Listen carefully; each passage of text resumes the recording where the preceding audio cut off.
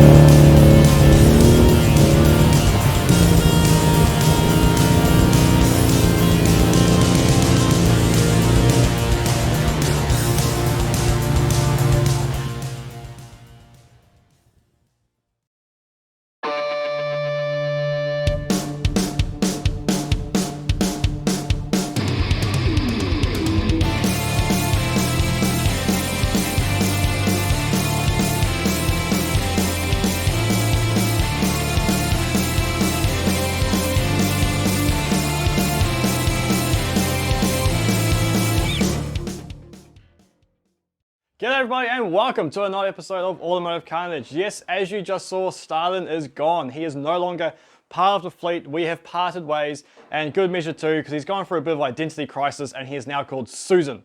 The new owners have given him, her, it a new name, and it's living a new life now, so it's going to get abused heavily with its new owners, but they absolutely love him, her, it. Anyway, moving on to the cars that we do still have.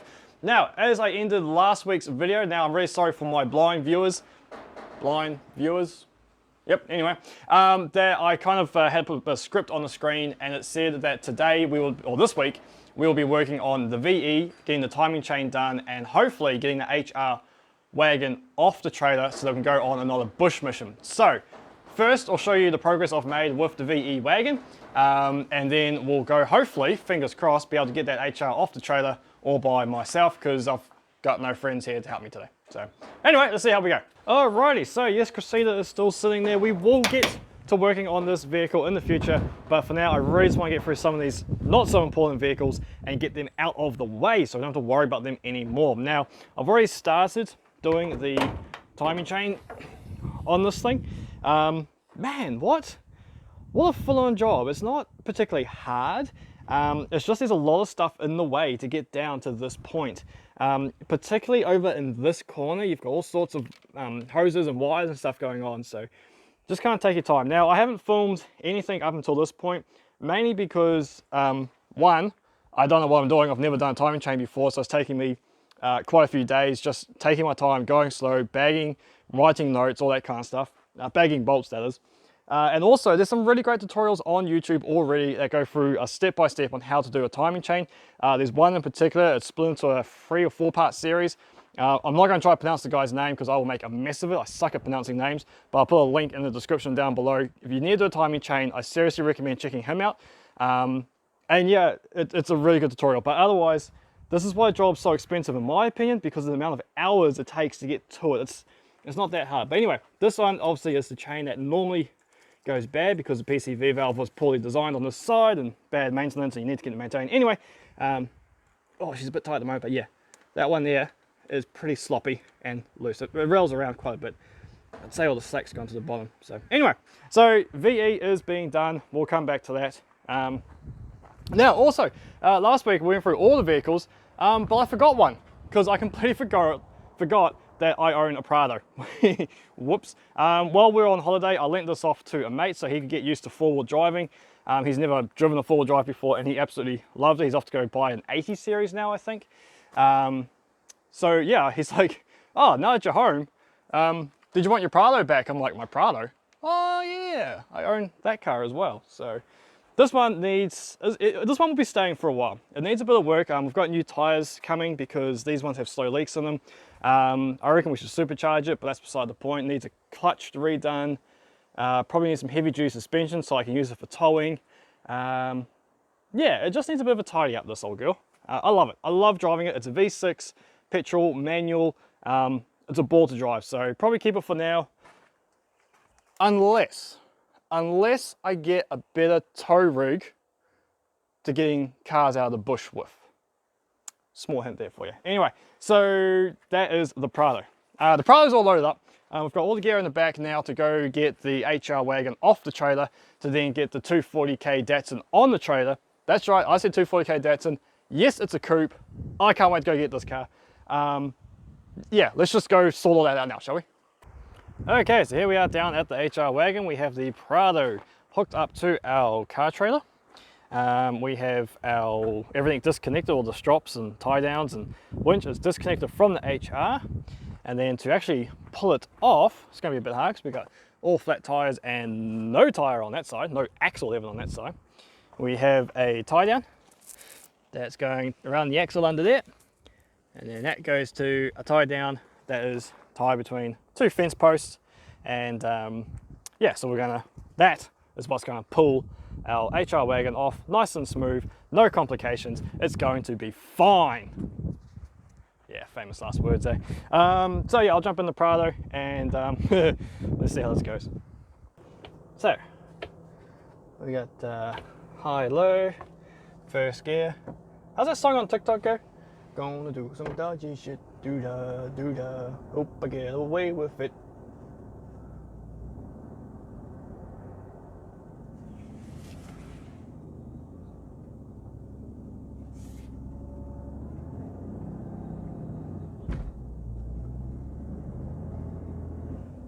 Oh, I think we're just pulling the fence with us. Let's go see.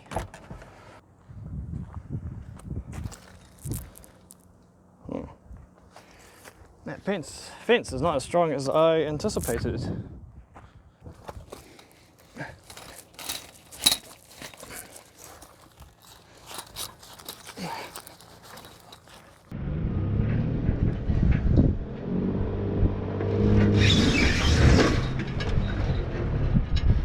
That was a good pull, but we got caught up on something there. What was it? Yeah. This side's pretty free, so that's good. Our pole is staying in the ground this time. Oh, okay, that will do it. Front guard here. Man, that's a lot of bog. Front guard here is pushed in pretty bad. That's okay, the guards were shot anyway, so we just need to turn the steering wheel and hopefully it will go the right way.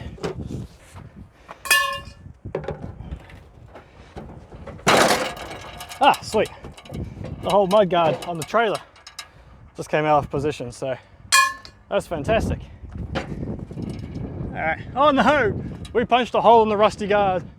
Whatever shall we do?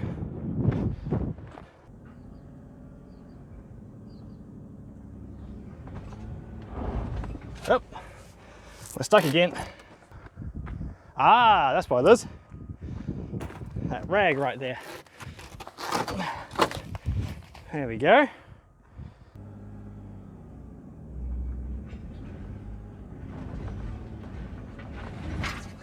Oh, so close. What happened?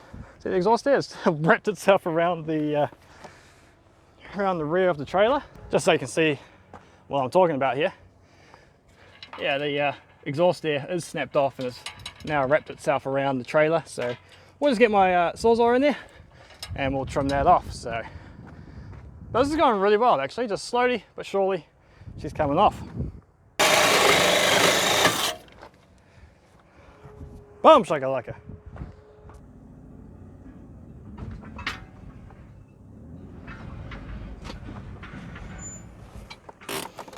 How's that? One empty trailer. Man, someone will think I actually know what I'm doing. Fantastic, it's on the ground, which is great because now we can do a video actually walking around this whole car and assessing all of its damage, all of its interesting features. Because now we can get into all the doors. They all open up. Okay, maybe that one doesn't, but you get the idea. It's, this car is so cool. So glad I got off the trailer though, because now we can go put something else back on the trailer. So when you load, tidy all this up. Hey, that bar's falling off. That must have happened on our trip back with the HR actually.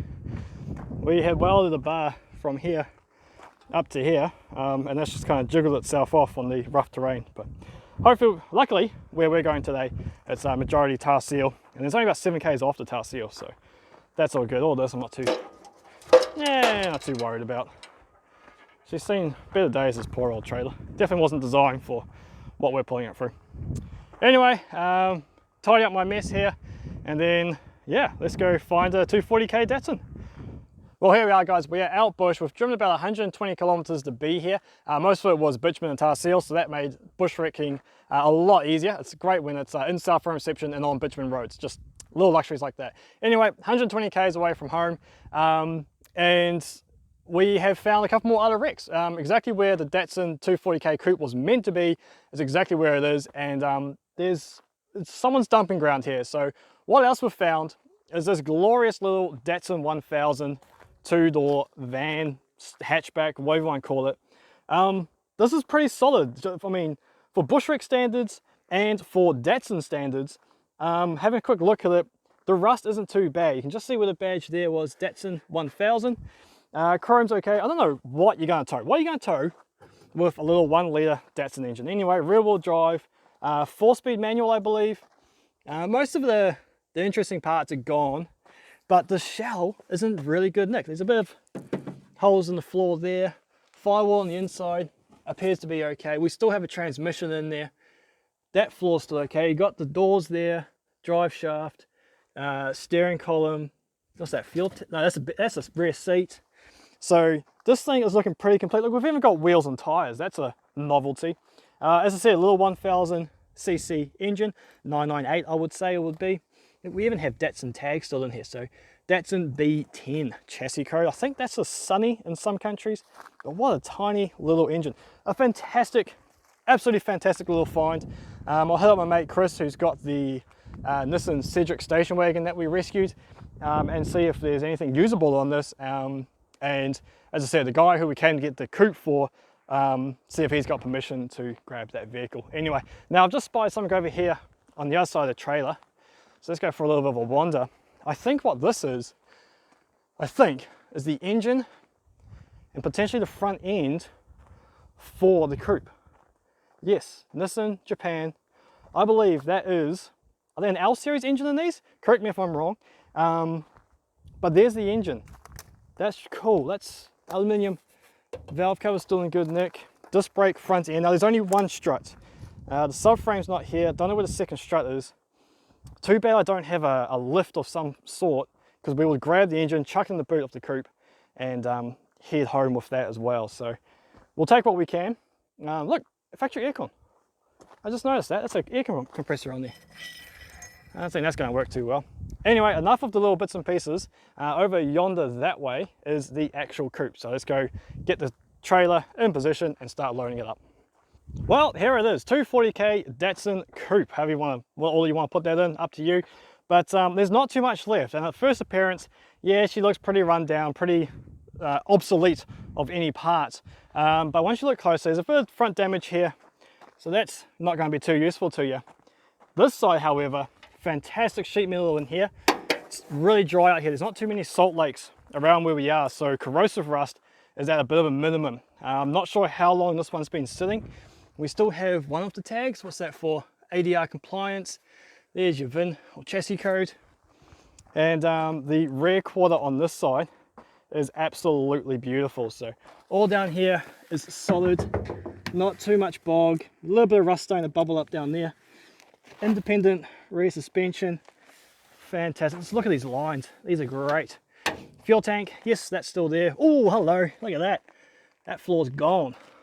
Front floors, they're okay. Firewall on the inside is good. So we're not going to spend too much time having a look at it now because we want to get up on the trailer. It's a late afternoon, so we really want to get loaded up and head home. And once we get there, we'll go over it tomorrow and look at all the good bits and the bad bits as we normally do. So time lapse, let's start getting this vehicle on the trailer.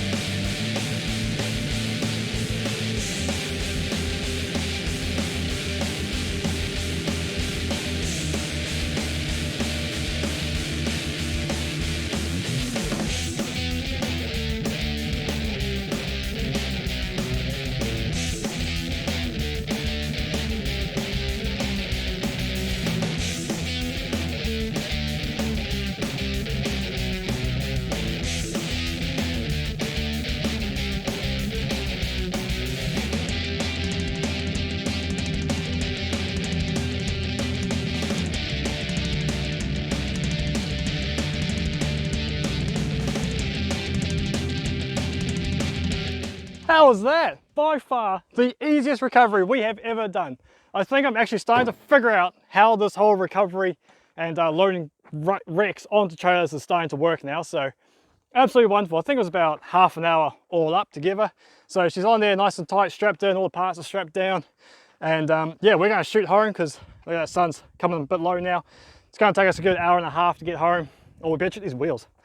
They all good? Yep. Yep, that one's still on. I don't think the mud flap's going to come home with us, but we'll see how that goes. Check the wheels. Yep. Yep. All right, guys, let's get this thing home. I'm absolutely chuffed that we're able to get it so easily. So yeah, see you at home. Well, here we go, guys. We have made it home, and it was a safe journey home. As I said, 120 k's, smooth sailing, tar seal majority of the way. I think it was only about 7 kilometers of loose gravel that we actually had to go on. So the trailer held up really well. They're ready to fall off, I must say. But yeah, we'll get around to fixing it. So we need a decent trailer. We need to build something much better than this, because this Datsun only just fits on. The HR really only just fit on. But anyway, I digress. Look at this thing. How cool. I like this shape, particularly in the Skyline form. The Ken Mary GTRs, really cool cars. But yeah, here's the Australian version of 240k Datsun. As you saw, the engine was out at the site, but we don't have any way of lifting that, so we might go out for another mission if I can get hold of a crane or a high ab somehow. One of those little ute mounted ones are really handy for that kind of work. But you know, that side over there, that's pretty trash. It's definitely had a good stove on that side, but this side is really, really clean, and there is some good panels that can be used in here. The roof is good. Yes, it needs to be popped out, but that's okay. This quarter is beautiful. As I said before, there's a little bit of rust coming up here. Same on the other side, but the other side's, as you saw, it's got a big dent there. We found the filler neck as well in the boot. What else have we got going in here? Oh yeah, we've got a little bit of door trim left on that side. Not usable, but still cool that it's there. We've got the winders, the mechanisms inside. Absolutely no glass left. It's all been smashed out. We have a hood lining. Again, it's seen better days, but that's all right. We got a fuel tank. Oh man, I mean, if you guys want, put it down in the comments below. Should we go over this entire vehicle like we do with the Escort and pick out all the good bits and the bad bits and everything? Because there's rust underneath the chassis that I noticed when I was crawling under there. But I think just really, really cool to save this. So it's going to a new home already. This car is not for me. I didn't find this car. I was given the location and asked, can you please go get it, because I want to get it before someone else does. So he arranged it all. I was just a delivery or carrier. Yeah, really cool. So yeah, as I was saying, the guy who's going to get it is restoring one for himself, and I think he's got three other coupes as well, in various states and conditions to use for parts cars or potentially make into drift drag car. I think one of these tubed front end would make a sick drift car. Absolutely awesome. So yeah, anyway, let's carry on with the VE Commodore. We'll get that timing chain done and sorted. Whether I get it done in time for this video release, I'm not too sure, but we'll get as far as I can anyway. And yeah, thanks for coming along. This has been an awesome journey this one. So anyway, on to the VE. Let's go. Well, forget about the VE and stupid timing chains, guys. Check out what I've just scored. That's right, we have here a Series 2 RB30 3 litre out of a VE Commodore. Now what's great about this is it's a Series 2, so it has the blinked off face, and it also has all the ports and oil drains and coolant drains to turbocharge it. So that's really awesome. But what's really great is it's not just one. No. We'll go over here. Friends just brought this place and there's a bit of junk lying around. Hence why he needs to get rid of all this stuff. But we come over here and there's block number 2.